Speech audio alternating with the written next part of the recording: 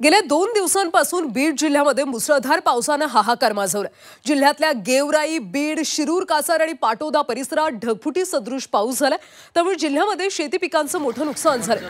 शेताला अक्षरशः तळ्याचं स्वरूप प्राप्त झालं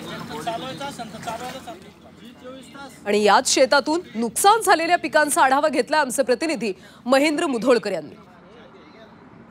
पासून मराठवाड्यासह बीड जिल्ह्यात सर्वदूर पावसाने जे आहे ते हजेरी लावलेली आहे। त्यामुळे शेती पिकांना याचा सर्वात मोठं नुकसान झालेलं आहे। मी सध्या खामगावच्या परिसरात आहे आणि आपण पाहू शकतो अशा पद्धतीचा हा मका आहे आणि मक्यामध्ये जर पाहिलं गेलं तर अक्षरशः पाण्यामुळे मका हा वाळून गेल्याचं आपल्याला पाहायला मिळतं। मी जर खाली जर बघितलं तर माझ्या पायापर्यंत घोट्यापर्यंत जर पाहिलं गेलं तर पिंडरीपर्यंत पाणी जो आहे या शेतामध्ये वाहताना दिसतोय।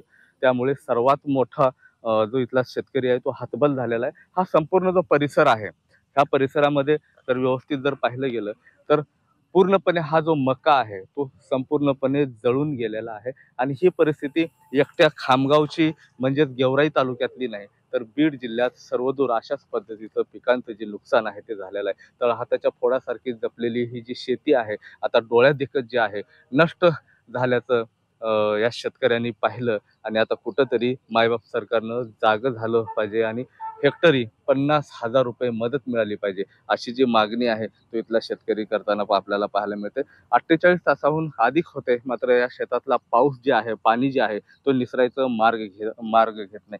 त्यामुळे जर पाहिलं गेलं तर इथला शेतकरी पुन्हा एकदा हातबल झालेला आहे। कधी ओला दुष्काळ तर कधी कोरडा दुष्काळ या दोन्ही दुष्काळानं बीडचा शेतकरी पूर्णपणे हा जो आहे पिचलेल्या अवस्थेत आपल्याला पाहायला मिळतो। त्यामुळे आता मायबाप सरकारनं कुठेतरी मदतीसाठी पुढे आलं पाहिजे अशी मागणी जी आहे अशी आर्थ जे हाक आहे ते बीड जिल्ह्याचा शेतकरी करताना पाहायला मिळतोय।